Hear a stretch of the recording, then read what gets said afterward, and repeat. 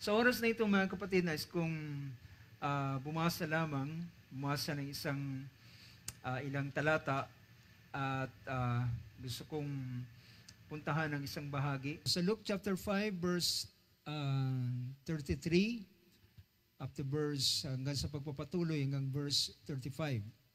So sabi rito sa bahaging ito, and they said to him,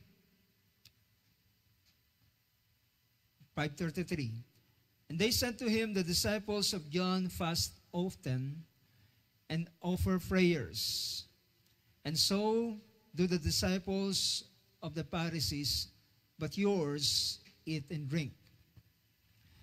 And Jesus said to them, can you make the wedding guests fast while the bridegroom is with them? The days will come when the bridegroom is taken away from them, and then they will fast in those days. Diyos ang maging mapagbiyaya sa mga talatang binasa natin. Sa oras na ito ay nais kong i-share sa inyo mga kapatid ang isang bagay na ito ay masabi ko na isang napakalaking blessing sa buhay ng isang mananampalataya. It is about the blessing of fasting. At sa ganitong bagay ay sa panahon ng ating Panginoong Hesus ay tinanong ng mga alagad ni John ang ating Panginoon at sabi niya, bakit ang mga disipulo ni Juan ay malimit na nag-aayuno o nagfa-fasting?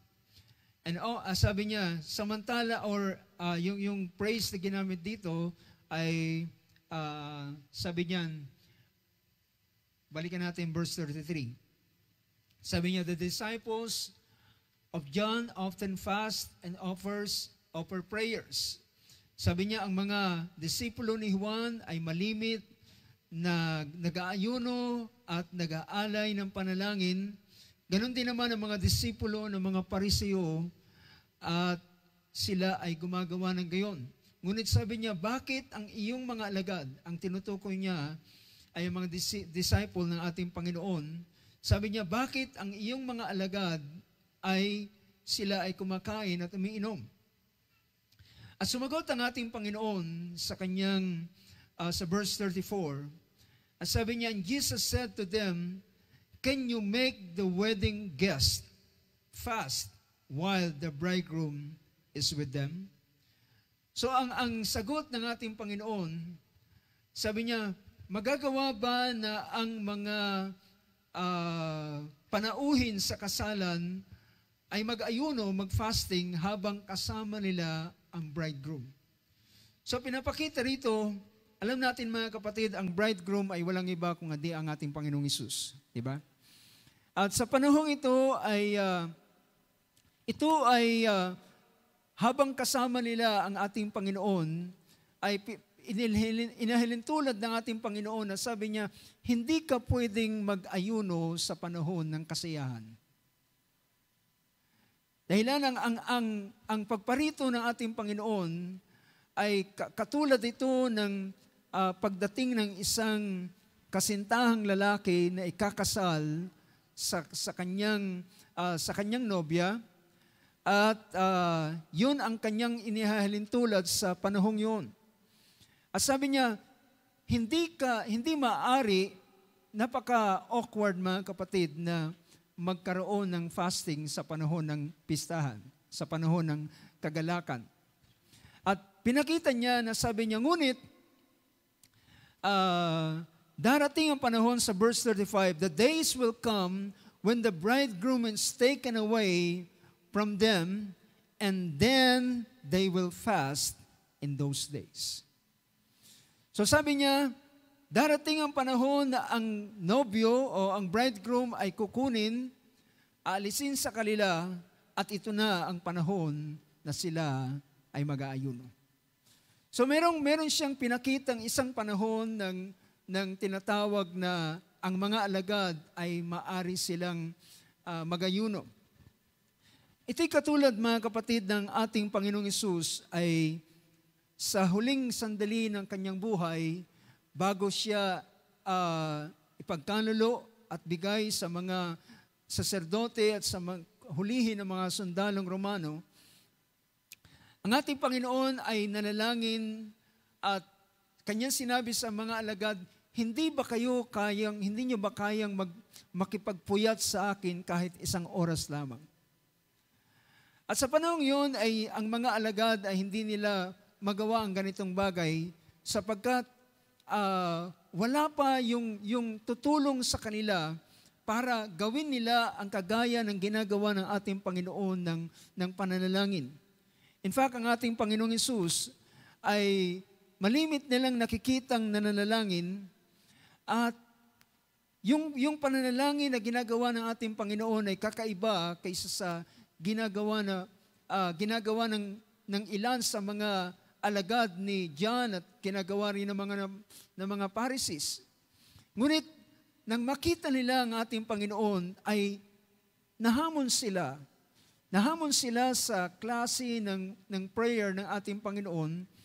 At yun ang naging daan kung bakit ang mga alagad ng ating Panginoon ay nagpasimula nagsabi, Panginoon, turuan mo kaming manalangin.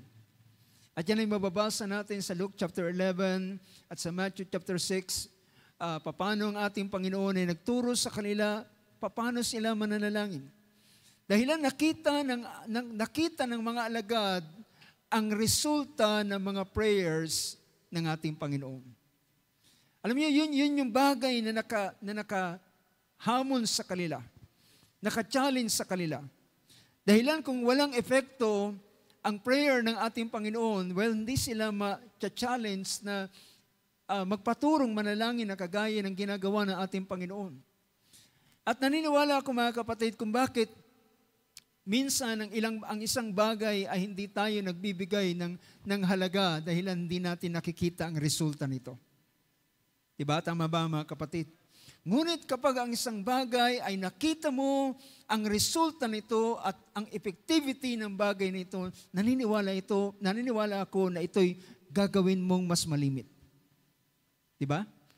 So, ito yung nakahamon dahilan ng ating Panginoon ay minsan, pag madaling araw pa lamang ang ating Panginoon ay humihiwalay na sa kanila at nananalangin. At in fact, sa panahon ng pag-start ng ministry ng ating Panginoong Hesus, ay hindi lamang siya nanalangin, siya ay nag-ayuno ng 40 araw at 40 gabi. So may kita natin sa pangyayaring ito, kung ibabalik natin sa chapter 4 ng book of Luke, ay nung nakaraang Friday devotion ay ginamit ko ang dalawang verse na ito ng ating Panginoong Hesus, chapter 3 ng book of Luke, or the same na pangyayari sa Matthew chapter 3, ay ang chapter 3 ay ito yung bautismo ng ating Panginoong Hesus. At sa panahon ng kanyang bautismo ay doon nanaog ang kapuspusan ng pagkadiyos at nanahan sa kanya at kagaya ang espiritu ay nanahan sa kanya at kagaya ng nakakita sila ng anyo ng kalapati na nananaog sa kanya at tumira sa kanya. At pagkatapos noon, ang sabi ng banal na kasulatan sa chapter 4 ng book of Luke verse 1, and Jesus, full of the Spirit, returned from the Jordan and was led by the Spirit in the wilderness. So, pagkatapos ng ating Panginoong Hesus ay tumanggap o dumating ang Espiritu ng Diyos na walang sukat, ay may kita natin pinakita rito na He is full of the Spirit.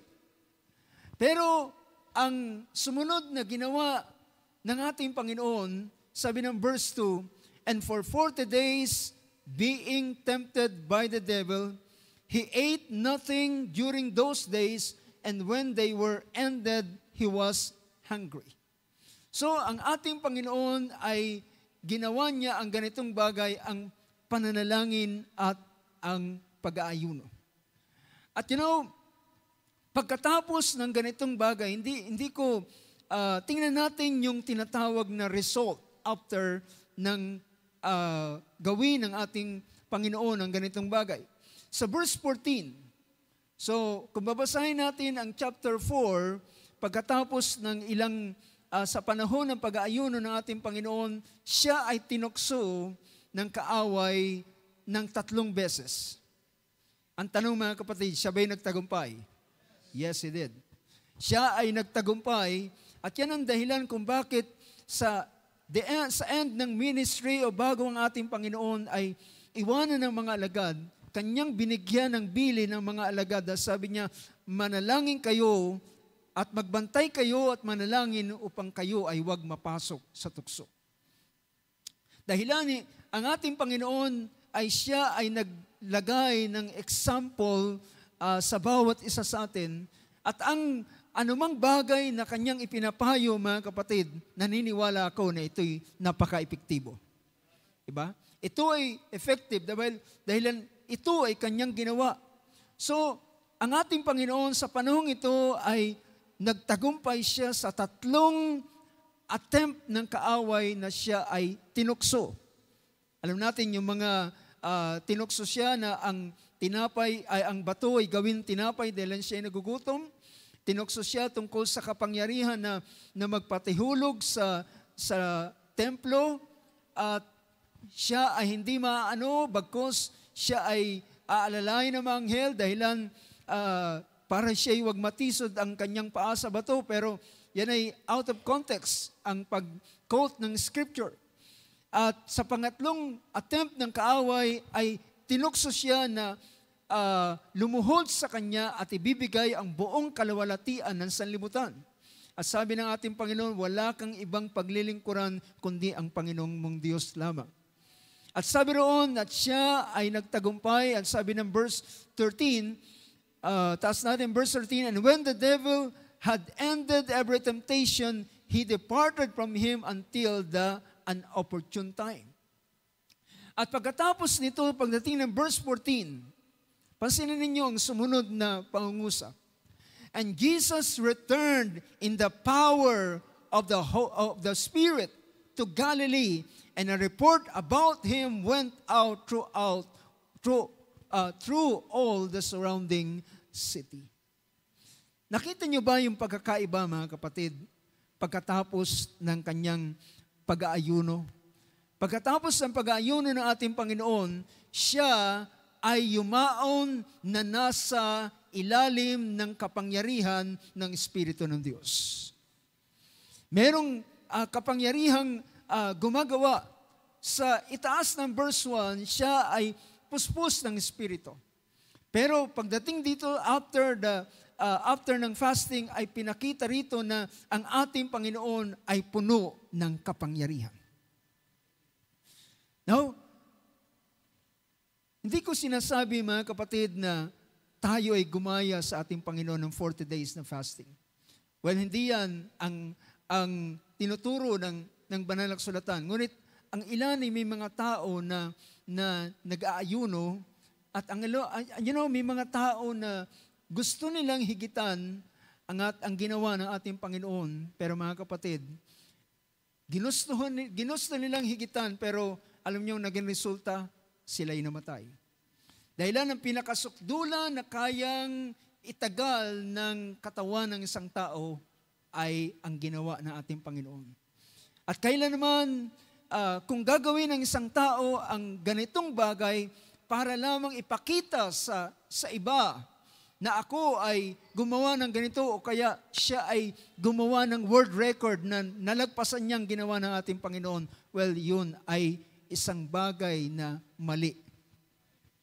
At ito'y magre-resulta ng hindi mainam na bagay. Well, ang pag-aayuno ay makikita natin, ito'y na isang napakalaking blessing sa buhay ng isang mananampalataya. In fact, pinakita ng ating Panginoon doon sa verse na binasa natin kanina, na sabi niya, darating ang panahon na ang kasintahang lalaki kukunin. At sa panahon nito, doon sila mag-aayuno. Kung titingnan natin ang Matthew chapter 6 sa pagpapahayag ng ating Panginoon, ay pinakita niya ang chapter 6 ay nangusap ang ating Panginoon na mag-ingat. Sabi ng verse 1, beware of practicing your righteousness before other people in order to be seen by them. So, alin man ang bagay na ating gagawin natin ito hindi para ipakita sa tao. Bagkus ang turo ng ating Panginoon sa mga bagay na iyong gagawin. Meron 3 siyang bagay na pinakitang ginagawa ng isang mananampalataya. Ito'y pananalangin, pag-aayuno, at pagkakaloob. Sabi niya, ang 3 ito ay gawin mo ng lihim at ikaw ay gagantihan ng Diyos ng hayagan. Diba? Sapagkat kung ito ay gagawin mo sa harapan ng mga tao at ipapakilala mo sa tao na ginagawa mong ganitong bagay, well, hindi ka na, sabi ng ating Panginoon, tinanggap mo na ang reward mo. Kapag ikaw ay pinuri ng tao, well, ang taong yan ay mapanalanginin, ang taong yan ay lagi nag-aayuno, ang taong yan ay lagi nagbibigay. Well, dahil at lagi itong ginagawa ng tao para ng taong yun para ipakita sa iba na ganito ang kanyang ginagawa. Yung papuri na kanyang tinatanggap ay reward na yun sa kanya. Well, sabihin natin, labis-labis naman kung ano yung tawag doon, parang double compensation, na tumanggap ka na ng isang bagay, pero pinapakita ng ating Panginoon, anuman ang iyong gagawin, ay gawin mo ito sa lihim na ang Diyos ang siyang nakakaalam at ang Diyos ay gagantihin ka ng hayagan. Especially, mga kapatid, pansinin ninyo ang patungkol sa sinabi ng ating Panginoon tungkol sa pananalangin. Sabi niya rito, sabi ng verse 5, And when you pray, you must not be like the hypocrites, for they love to stand and pray in the synagogues and at the street corners, that they may be seen by others. Truly I say to you, they have received their reward. But when you pray, go into your room and shut the door and pray to your Father who is in secret, and your Father who sees in secret will reward you. Now, tingnan natin sa King James Version. Sa King James Version ay pinakita yung ganitong bagay. Sabi niya, But thou, when thou prayest, enter into thy closet, and when thou hast shut thy door, pray to thy Father which is in secret, and thy Father which seeth in secret shall reward thee openly. Mga kapatid, ang anumang bagay na gagawin natin sa Panginoon ay hindi ito masasayang. Amen. Can say amen to that. Whatever na anumang bagay na ating gagawin, pananalangin, pag-aayuno, pagkakaloob, pagbibigay, ang lahat ng ito ay gagantihan ng Diyos. At sa anumang sukat na iyong gagamitin ay siyang sukat na ibabalik sa iyo. Ang sabi pa ng ating Panginoon, siksik, liglig at umaapaw ang ibibigay at ibabalik sa iyo. Well, hindi lamang yan sa isang bahagi ng tinatawag na financial blessing, kundi sa lahat ng bagay na ating gagawin para sa Panginoon, ibabalik ito ng Diyos sa iyo, siksik, liglig at umaapaw na pagpapala. Iba ang sukat na ginamit mo ay lalagpasan pa niya. Diba? Meron pa siyang ilang mga bagay na pinakita na minsan ay 100-fold at ilang pang mga bagay na pinapakita ng ating Panginoon. So, pinakita ng chapter 6 na ito ay sa ilang mga, sa verse 3, pinakita rito, when you give to the needy, do not let your left hand and know what your right hand. So pagdating naman sa verse 5, patungkol sa prayer, pagdating dito sa sa verse 16. And when you fast, do not look gloomy like the hypocrites, for they disfigure their faces, that their fasting may be seen by others. Truly, I say to you, they have received their reward. Now, ang punto na aking pinapakita rito sa mga bahaging ito, ginamit dito yung salitang, and when you fast. See, dun sa isang version o isang verse naman dun, and when you give. Patungkol naman sa prayer, and when you pray. Hindi ginamit yung salitang, if you pray. Hindi rin ginamit yung salitang, if you fast. So, ibig sabihin, ang pinapakita rito, ang buhay ng isang mananampalataya, ang fasting ay, ito ay regular na buhay ng isang mananampalataya. How many can say amen to that?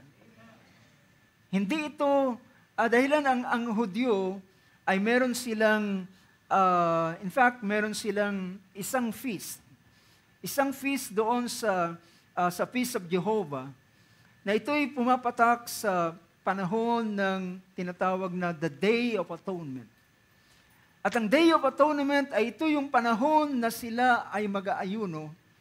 Sila ay pipighatiin nila ang kanilang kaluluwa dahilan ito yung panahon naman ng pagpasok ng high priest once a year doon sa Holy of Holies, na magdadala ng dugo ng kambing at magaganap yung tinatawag na Day of Atonement, at ito ang kanilang buong kasalanan na nagawa sa panahong yun, sa buong taong yun, ay ipapatawad sa kanila.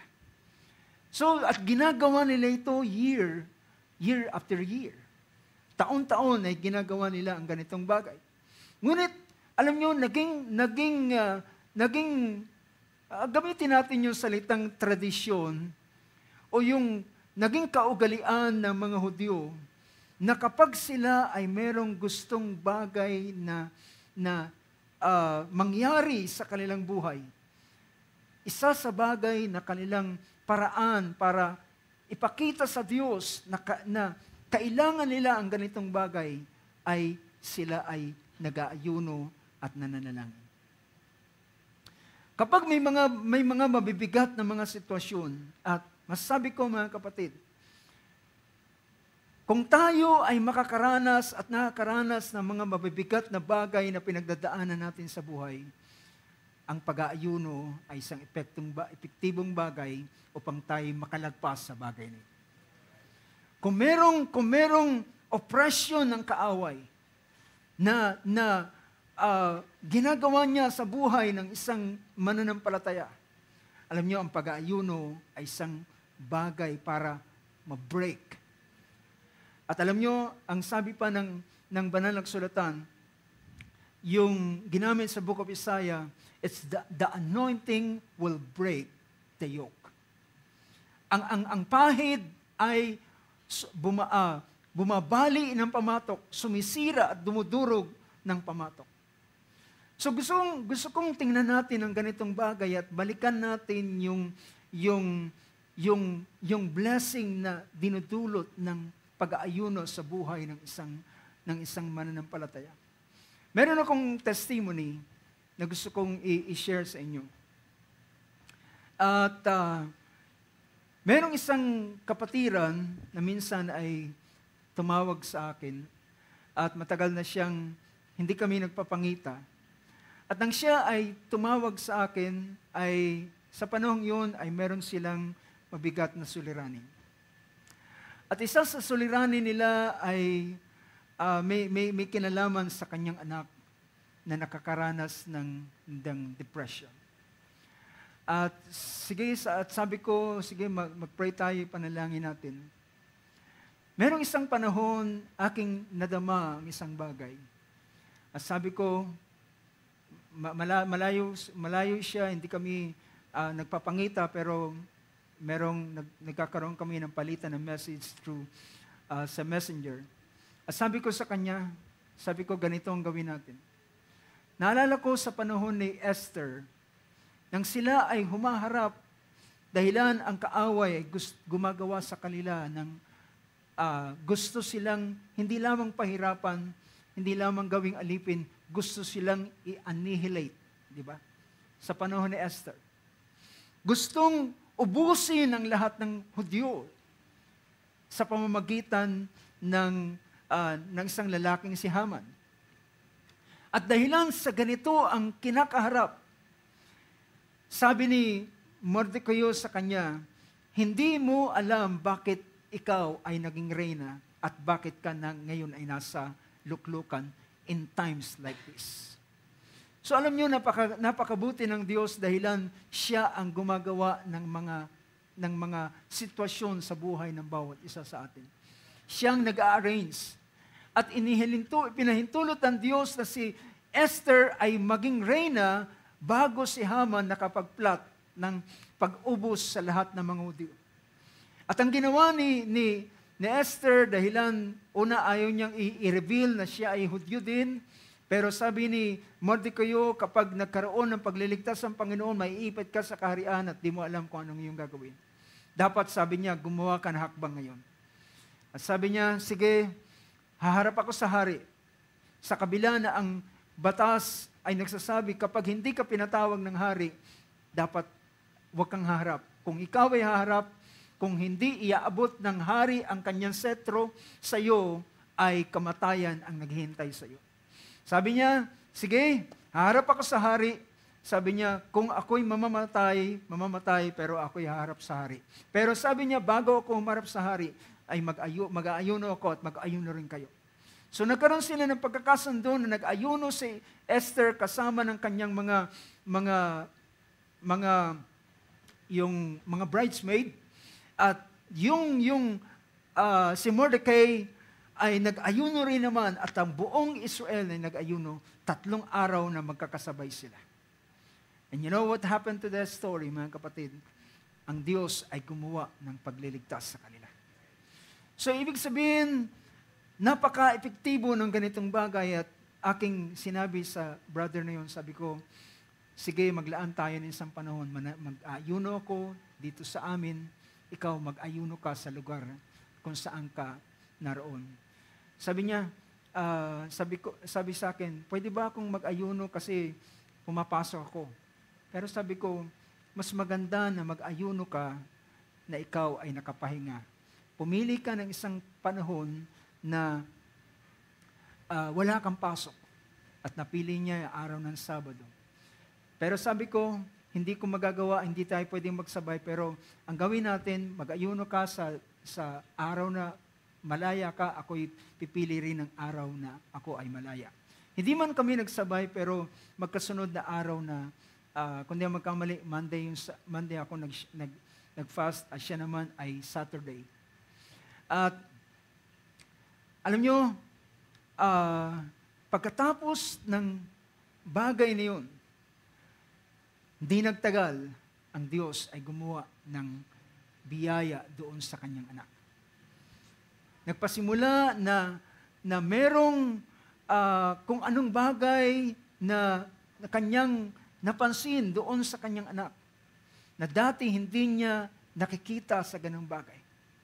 Nagpasimula siyang nagbago, at unti-unting yung dating depression na nagkukulong na lamang sa kwarto at di lumalabas, at ayaw nang makisalamuha sa tao, lalabas lang ng kwarto, kakain, papasok uli, at ganun ang kanyang routine sa kanyang buhay.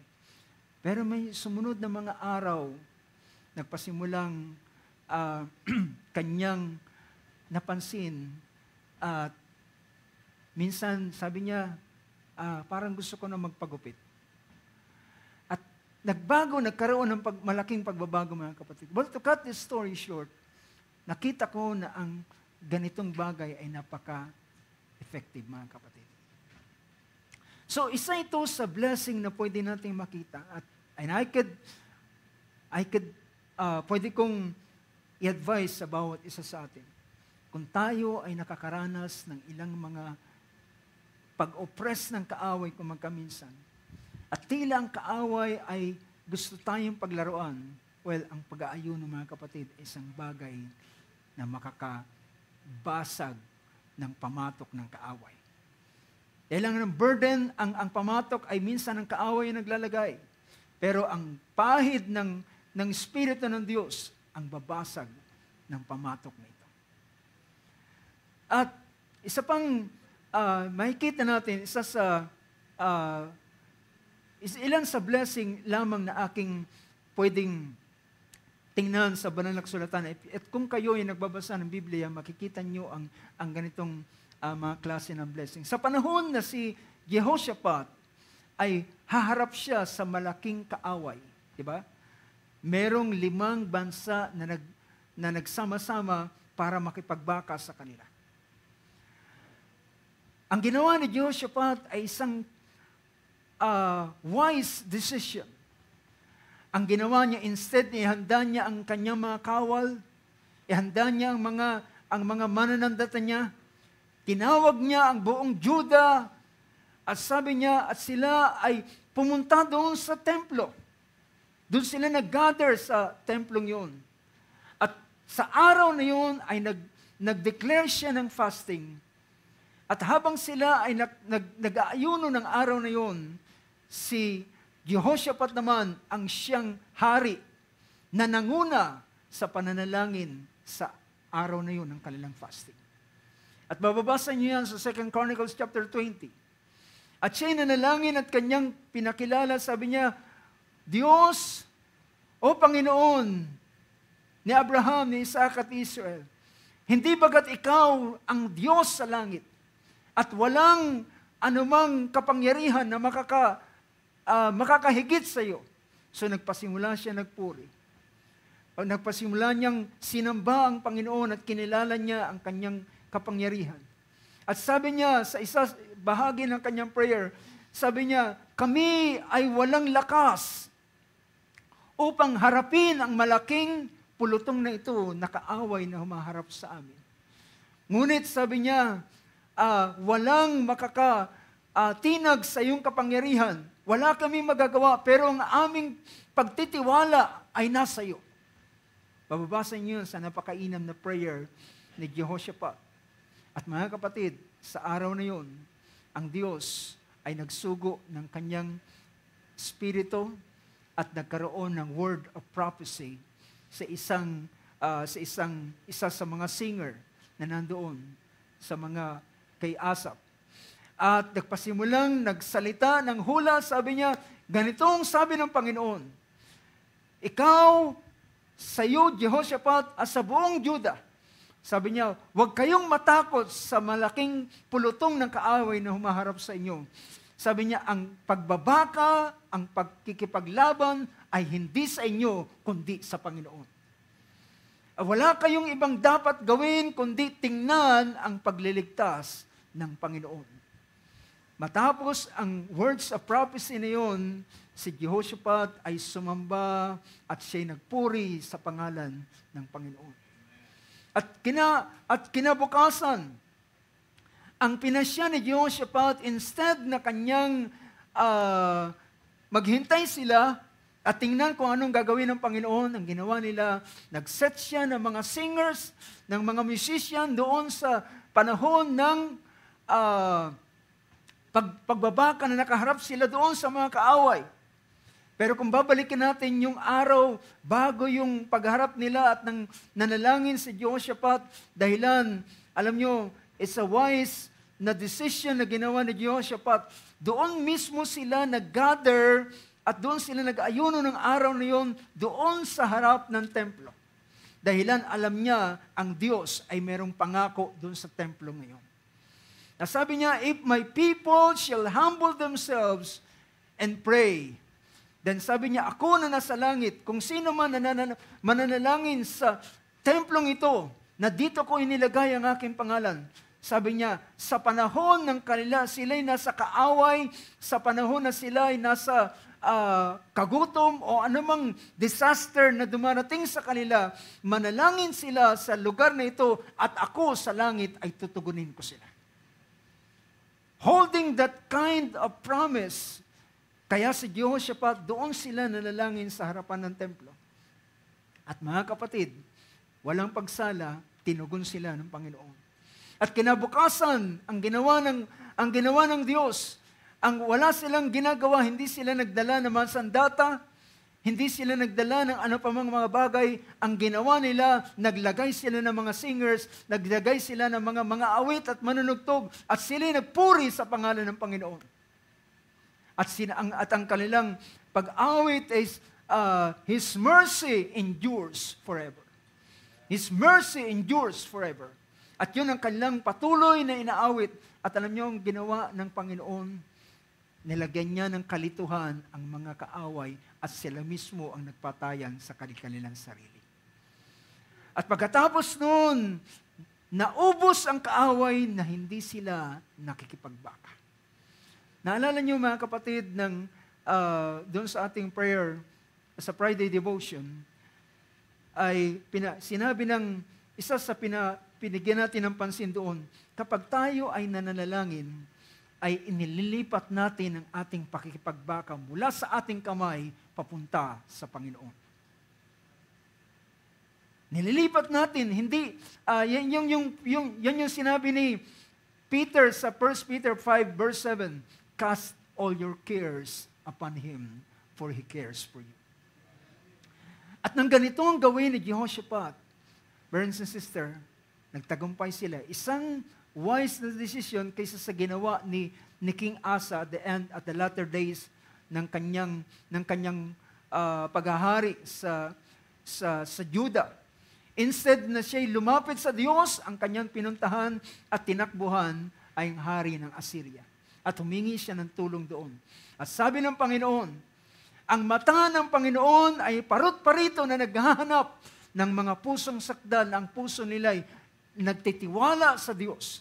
At sabi niya, ikaw ay humakbang na may kamangmangan. Mula ngayon, magkakaroon ng kaguluhan sa iyong kaharian. So instead na magkakaroon ng kapayapaan dahilan sa isang maling desisyon, hindi niya ipinagkatiwala sa Panginoon, kundi humingi siya ng tulong sa hari. At yan ang dahilan, nakatakas ang kaaway sa kanya. So, masabi natin mga kapatid, ang ganitong paglapit natin sa Panginoon ay pagpapakita, isa sa sabihin natin, nagpapakita habang isang tayo nag-aayuno, ibinababa niya ang kanyang sarili. He humbled himself. Kinikilala niya na wala siyang anumang magagawa at wala namang anumang kakayanan. Habang ang kanyang katawan ay dumarating sa panghihina dahilan sa kawalan ng pagkain. Pero habang siya'y nanghihina, ay doon niya in-express na siya'y walang anumang kalakasan at ibinababa niya ang kanyang sarili at nais niyang ipagkatiwala sa Diyos na siyang malakas at merong magagawa sa lahat ng mga bagay.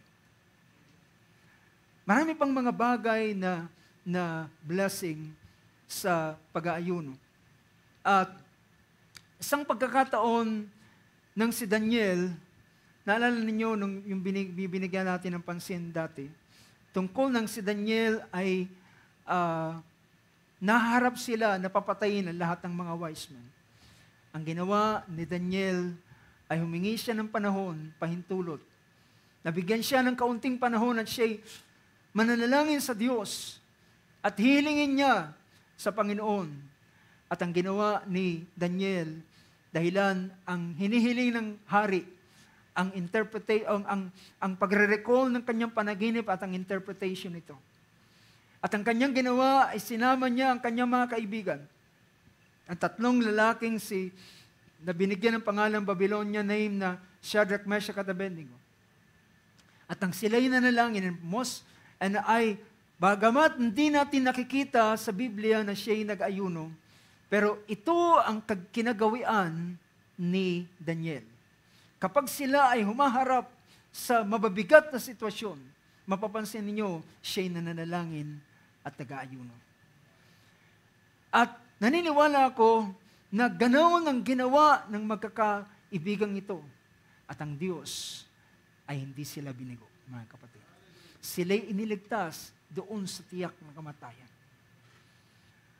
Sa panahon na si Daniel ay meron siyang nang naintindihan niya na ang panahon ng Babylonia ay nagtapos na, dahilan ng kaharian ng Babylon ay bumagsak na. Ito naman, alam niya na ang panahon ng kanyang kinabubuhayan ay panahon na ng paglaya nila. Ang ginawa ni Daniel sa chapter 9 ng Book of Daniel, siya ay nag-ayuno at nanalangin sa Panginoon. At pagkatapos sa araw na yon na siya ay nanalangin, sa araw niyo mismong yon, lumabas ang utos galing kay Cyrus para sila ay palayain. Brothers and sisters, hindi yan mga coincidence. In fact, alam niyo ba, ang Diyos ang gumagawa ng mga circumstances. It is God who make every circumstances. At kapag ikaw ay lumapit sa Diyos, then ang Diyos ay pwedeng gumawa ng circumstansya para bigyan niyang daan yung panalangin na yung hinihiling sa Kanya. So it's not a coincidence. Si Daniel ay nananalangin. Habang pa siya ay nananalangin, nagsasalita pa siya, dumating na si Gabriel sa kanya, sabi niya, habang ikaw ay nananalangin, at ikaw ay nag-aayuno, sabi niya, pakatatawin mo ng utos ay lumabas na. The commandment went forth. Ang commandment na yon ay ang commandment o ang kautusan ni Cyrus na ang buong Israel o ang lahat ng captive na na-captive ng Babylon na sa panahon ngayon ay naroon sila, pwede na silang lumaya, bumalik doon sa kanilang syudad at ipagpagawa ang Diyos ng templo para sa Kanya. Well, mga kapatid, ang Panginoon ay hindi nagbabago ng Kanyang paraan.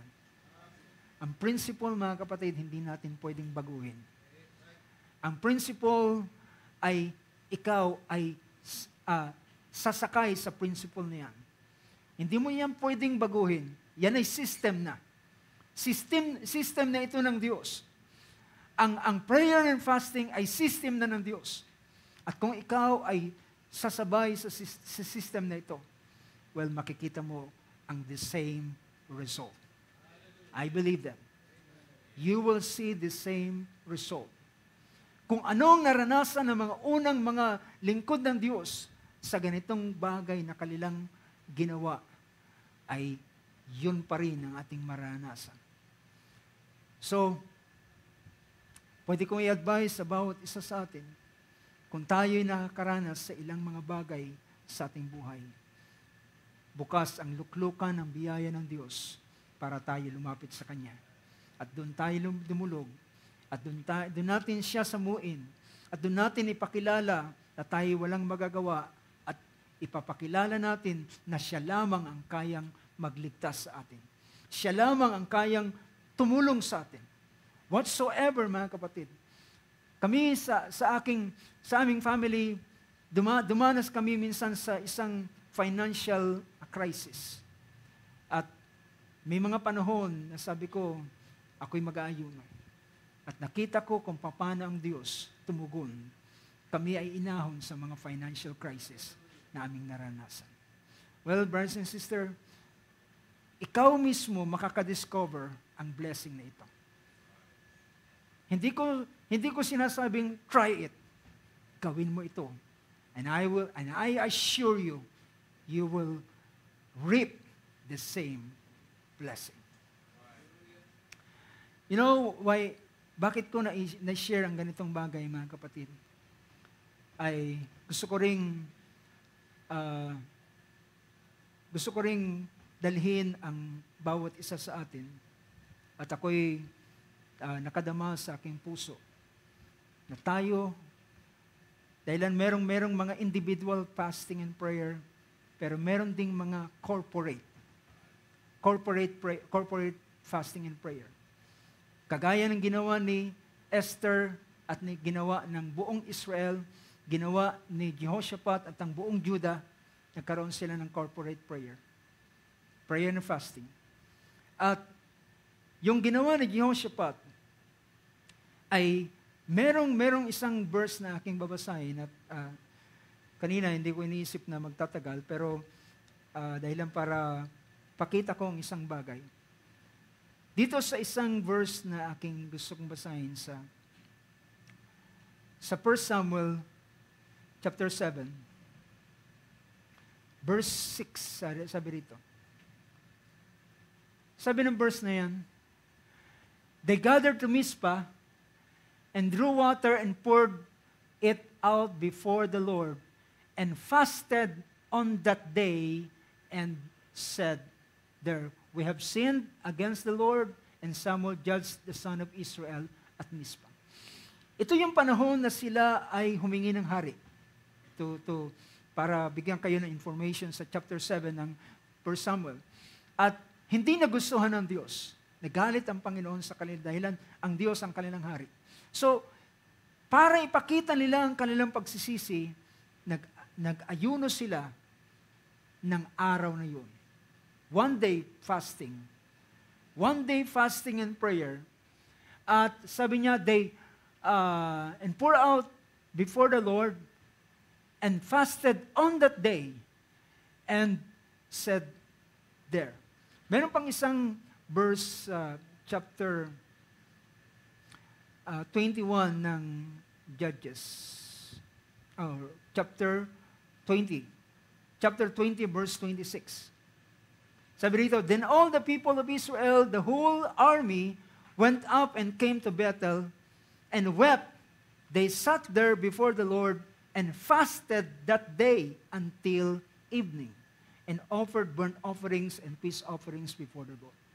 So ibig sabihin sa Biblia ay merong mga nangyayaring one day fasting.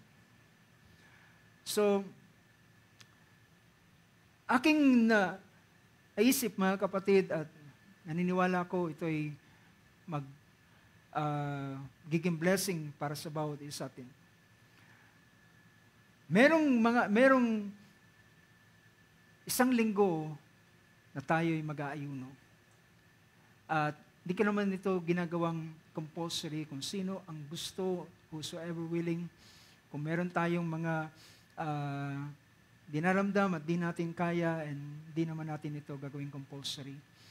Pero sino man ang nagnanais ay magkakaroon tayo ng one day fasting, isang Sunday, at ang buong araw na yon, mula umaga, tanghali, at pagdating sa hapon, tayo magbe-break. Magkakaroon tayo ng one whole day fellowship, at yung araw na yon ay fasting, at pagdating ng hapon ay magkaroon tayo ng kahit kaunting snack bago tayo maghiwa-hiwalay. So, I suggest na sa every end ng month, ay gawin natin ito at pasimulan natin sa last Sunday ng July. At kung hindi magkamali, it is July 28. Yan yung last Sunday. At sino man ang willing. So kung willing kayo, then join us. At kung meron namang ilang mga bagay, pero I hope makita natin mga kapatid sa uling araw nito ang ating needs, ang ating pangangailangan. At kung ano man ang bagay at naniniwala ako merong magiging epekto ito sa ating buhay, sa ministry, sa ating spiritual na paglilingkod sa ating Panginoon. So, yan ay aking sinasuggest at kung pwede natin gawin ito sa last Sunday ng buwang ito. So I hope ang ilan sa mga bagay ay benefit ang bawat isa atin at masabi kong walang masasayang na tayong gagawin para sa Panginoon. Ano man ang iyong gagawin sa Panginoon, susuklian yan, ibabalik niya sa iyo ng higit sa sukat na kanyang iyong ibinigay sa Kanya. So salamat sa Panginoon at nais kong bigay sa ating MC. Praise God. Para natin ang ating Panginoon. Bless you.